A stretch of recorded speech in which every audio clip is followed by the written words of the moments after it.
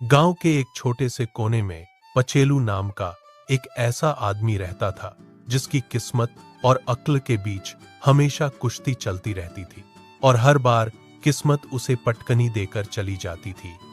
पचेलू को पूरा भरोसा था कि वह बहुत बड़ा दिमागदार इंसान है, जबकि गांव वालों का कहना था कि अगर मुसीबत कभी इंसान बन जाए तो उसका नाम पचेलू होगा। वह जहां जाता वहां कुछ न कुछ उल्टा जरूर हो जाता।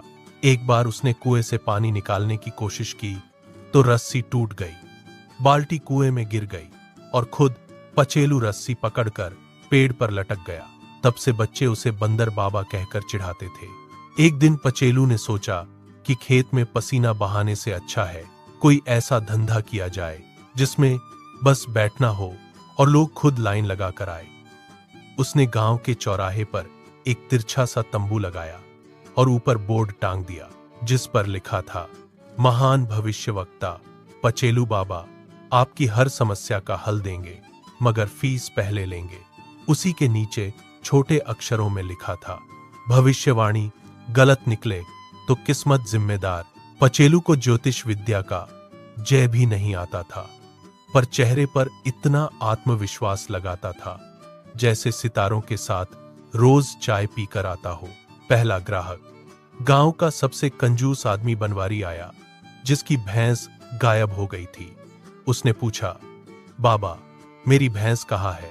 पचेलू ने आंखें बंद की, माथे पर हाथ रखा, 2 बार हिचकी ली और बोला, भैंस वहां मिलेगी जहां उसे सबसे ज्यादा सुकून मिलता है। बनवारी भागा और सच में भैंस मंदिर के पीछे तालाब में आराम फरमा रही थी। बस फिर क्या था, पूरे गांव में खबर फैल गई कि पचेलू बाबा ने पहली ही भविष्यवाणी में भैंस का पता बता दिया। दूसरे दिन रामदुलारी आई और बोली, मेरे पति घर क्यों नहीं आते? पचेलू बोला, जहां मुफ्त की रोटी मिले आदमी वही जाता है।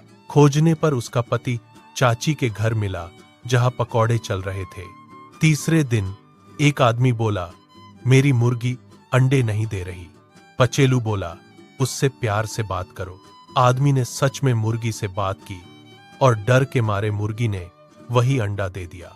अब पचेलू की जय जयकार होने लगी। लोग कहते, यह आदमी नहीं चलता फिरता चमत्कार है, जबकि पचेलू अंदर ही अंदर सोचता, हे भगवान अब अगला क्या बोलूं।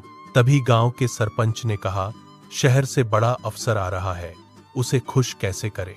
पचेलू ने छाती फुलाकर कहा, उसे टूटी खाट पर बिठाओ और उबले आलू खिलाओ, वह गरीबी देखकर पिघल जाएगा। सरपंच ने वैसा ही किया। अफसर बैठते ही धड़ाम से नीचे गिरा, आलू गले में अटक गया और खाट का पाया हाथ में लेकर उठ खड़ा हुआ। गुस्से में बोला, फंड रोक दूंगा। पूरा गांव पचेलू को ऐसे देखने लगा जैसे अभी तवे पर सेंक देंगे। पचेलू डरकर जंगल भाग गया। जंगल में उसे एक चोर मिला जो गहनों की पोटली लेकर भाग रहा था।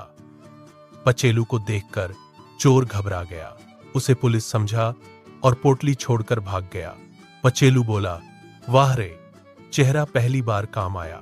वह पोटली लेकर वापस पहुंचा और अफसर के सामने बोला, हुजूर मैं तो सरकारी खजाना बचाने जंगल गया था।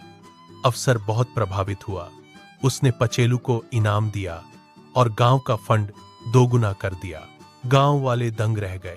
पचेलू खुद भी सोच रहा था, मैं गया था, जान बचाने लौट आया महान बनकर। इनाम के पैसों से उसने एक सफेद घोड़ा खरीदा ताकि व्यक्तित्व भारी लगे, पर घोड़ा भी पचेलू का सगा निकला। मेले के दिन जैसे ही वह शान से चढ़ा, घोड़ा सीधा हलवाई की दुकान में घुस गया। पचेलू हवा में उड़ा और हलवाई की दुकान में गरम जलेबियों के ढेर पर जा गिरा। लोग चिल्लाए, वाह ये तो जलेबी आसन है। पचेलू ने तुरंत हाथ उठाकर कहा, जो भी यह गिरी हुई जलेबी खाएगा उसका भाग्य चमकेगा। 5 मिनट में सारी जलेबी साफ हो गई। हलवाई बोला, बाबा रोज गिरा करो। सरपंच ने उसे स्वच्छता दूत बना दिया। फिर एक जमींदार ने बेटी की शादी का मुहूर्त पूछने बुलाया।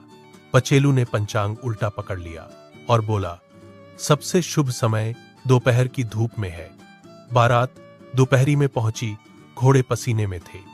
बाराती छाव खोज रहे थे और दूल्हा खुद पंखा झल रहा था। लोग गुस्से में थे कि तभी अचानक बादल छा गए और मौसम ठंडा हो गया। पचेलू बोला, देखा, सूर्य भी मेरे आदेश से छिप गया। तालियां बजने लगी। जमींदार ने खुश होकर सोने की अंगूठी दी। पचेलू ने पहनते ही नागिन डांस शुरू किया और फिसलकर कीचड़ में जा गिरा। पास ही गांव की सबसे लड़ाकू औरत कपड़े धो रही थी।